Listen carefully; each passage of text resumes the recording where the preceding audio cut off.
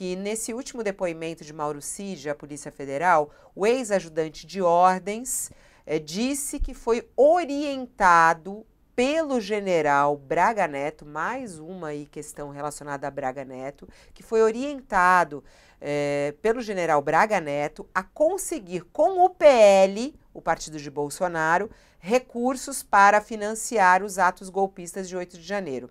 Na coluna, ela destaca uma mensagem no celular de Cid. Ele ofereceu R$100 mil ao major Rafael Martins de Oliveira para ajudar a bancar a ida de um pessoal, entre aspas, para Brasília para ajudar nas manifestações. As próprias mensagens indicam que esse pessoal, entre aspas, era um grupo de kids pretos, que são os chamados integrantes da tropa de elite do Exército. A informação de que Braga Neto indicou onde conseguir o dinheiro transformou o ex-candidato a vice em um personagem central nessa trama golpista, que é mais um pouco, né, o Sakamoto, de identificar a origem do dinheiro, dos financiadores, o papel do PL. Tem vários pontos aí nessa declaração aí de Mauro Cid à Polícia Federal, né? Fabiola, tem uma parte dessa história que já era amplamente conhecida, que é a questão dos 100 mil, né? Tem aquele diálogo do Mauro Cid com outro militar, acho que Rafael Martins, em que eles discutiam, né, a necessidade de dinheiro para trazer pessoas, trazer militares, trazer pessoal do Rio de Janeiro para Brasília para ajudar em manifestações no Congresso Nacional e no Supremo Tribunal Federal. As de 8 de janeiro de 2023 não. As que seriam realizadas no aniversário da Proclamação da República, no dia 15 de novembro de 2022. Como já comentamos aqui, sim, o 8 de janeiro era para ter acontecido antes, né? E aí, a partir da eclosão de uma manifestação mais violenta, tudo isso mais, o Bolsonaro baixaria uma GLO, estado de sítio ou de defesa, ia ser o caos, depois prendia Alexandre de Moraes, melava as eleições, botava uma coroa na cabeça e não saía nunca mais. Então, o que acontece? O Mauro Cid tem esse diálogo, né, de falando que, olha, precisaríamos de quanto se precisa, 100 mil, tudo, discute-se naquele despacho, né, que o Alexandre de Moraes fez, tem todos os dados lá, discute-se, inclusive, trazer, né, membros do grupo de operações especiais do Exército, chamados kits pretos, né, que inclusive são especialistas em ações de guerra assimétrica, de desestabilização do inimigo, ou seja, poderiam muito bem, né, estar infiltrados, como muitos afirmam que eles estavam infiltrados no 8 de janeiro, estavam infiltrados para poder aumentar e potencializar o tamanho do estrago, né? E aí o que acontece, né? Aí a novidade que se coloca agora é que esse dinheiro, né, poderia ser pedido foi pedido via Braga Neto, chegando até o Partido Liberal, né? E isso, na verdade, é grave, né? É grave porque se trata de um partido político, é grave porque se trata de Braga Neto, e no final das contas, isso aumenta o peso contra o general Braga Neto, que já está enroscado até o pescoço de questões da pandemia, passando por golpe de Estado e tudo isso mais. Vamos lembrar, tem declarações, tem registros. Braga Neto falava com militares prometendo, olha, isso em dezembro, falando assim, olha, se a gente se manter mesmo no poder, então aí você me procura que eu te indico para um cargo tal. Falei, velho, eles realmente acreditavam que ia dar certo o plano de golpe, né? E o Braga Neto foi uma pessoa fundamental, pediu calma para as pessoas na beira dos quartéis, o pessoal se manter lá, que as coisas dariam certo, né? E também o próprio Valdemar da Costa Neto, que nos últimos dias, depois do seu depoimento para a Polícia Federal vir a público e aparecer que ele estava tirando o corpo fora, ele estava dando uma de Bolsonaro, né? Tirar o corpo fora quando acusado, né? Ele estava tentando se desvencilhar desse processo. Olha, não fui eu, foi o Bolsonaro que pressionou para que a gente entrasse no TSE questionando as urnas eletrônicas. Eu não queria, eu acredito nas urnas. Também o Valdemar tem bastante a se explicar nesse processo. Tem essa situação do Braga Neto que vai se complicando, né, nos detalhes dos depoimentos. E é importante saber, né, o papel do PL nesse sentido e quais serão as consequências para um partido político, Josias. Um partido político que possa ter apoiado financiado uma tentativa de golpe? O PL sobreviveu ao mensalão, né?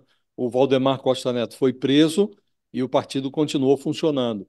Mas, muito provavelmente, à medida que essa investigação vai avançando, o senador Humberto Costa até já fez uma provocação à Procuradoria-Geral da República, pedindo que seja analisada a situação do PL, né? E alguém vai pedir a cassação do registro do partido, né? Acho improvável que ocorra. Agora, o Valdemar Costa Neto claramente ele está numa rota que sinaliza, está enxergando uma placa que sinaliza a cadeia novamente, né? Ele que já passou por lá, né? E há uma preocupação da Polícia Federal depois de mapear os movimentos do Bolsonaro. O Bolsonaro já está cercado, nesse caso da tentativa de golpe, né? As reuniões que realizou, as conversas que manteve, tudo está já mapeado. O xadrez em relação ao Bolsonaro, o quebra-cabeças, ele já foi montado. Mas há ainda algumas pontas soltas em relação aos cúmplices do Bolsonaro, entre eles o Braga Neto, o então comandante do Exército, o ministro da Defesa, o general Paulo Sérgio Nogueira, o general Augusto Heleno, que chefiava o Gabinete de Segurança Institucional. Esses personagens todos, em relação a eles, a Polícia Federal ainda está realizando diligências complementares e todos serão encrencados na medida da participação de cada um, e não foi participação pequena, todos eles tiveram participação efetiva. No caso do Augusto Heleno, tem lá uma gravação dele, uma reunião, aliás, da qual participou o Braga Neto, não sendo ministro de Estado, já estava fora, tinha concorrido a vice-presidente na chapa do Bolsonaro, as urnas já abertas, o Lula já consagrado, eleito presidente da República. Estava lá o Braga Neto naquela reunião, filmada, em que se discutia antes da abertura das urnas, aliás, me corrigindo, se discutia ali a possibilidade de virar a mesa antes da eleição, o Augusto Heleno dizendo não vai ter VAR, vamos virar a mesa, e o Braga Neto não era mais coisa nenhuma. Ele tinha sido ministro da Defesa e chefe da Casa Civil, estava ali como candidato a vice na chapa do Bolsonaro e participou dessa reunião em que se discutia abertamente o Bolsonaro instando os seus ministros a contestarem o resultado das urnas. Então, o Braga Neto, Fabíola, foi um personagem inexpressivo, até que o Michel Temer, durante o seu governo, o indicou como interventor no setor de segurança do Rio de Janeiro. E ele teve ali uma atuação discreta.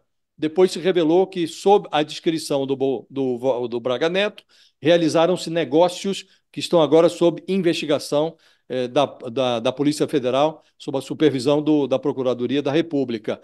E ele se converteu nesse personagem golpista. Chamou o general Freire Gomes, que resistiu ao golpe. Há muita coisa a ser esclarecida também em relação ao Freire Gomes, mas o fato é que ele resistiu ao golpe.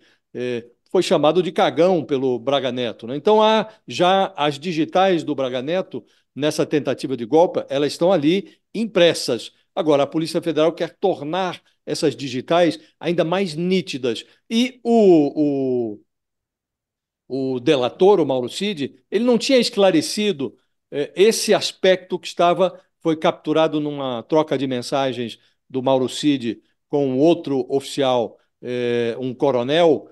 Esse diálogo, olha, preciso aí de 100 mil para levar um pessoal, que depois se verificou seriam esses kids pretos,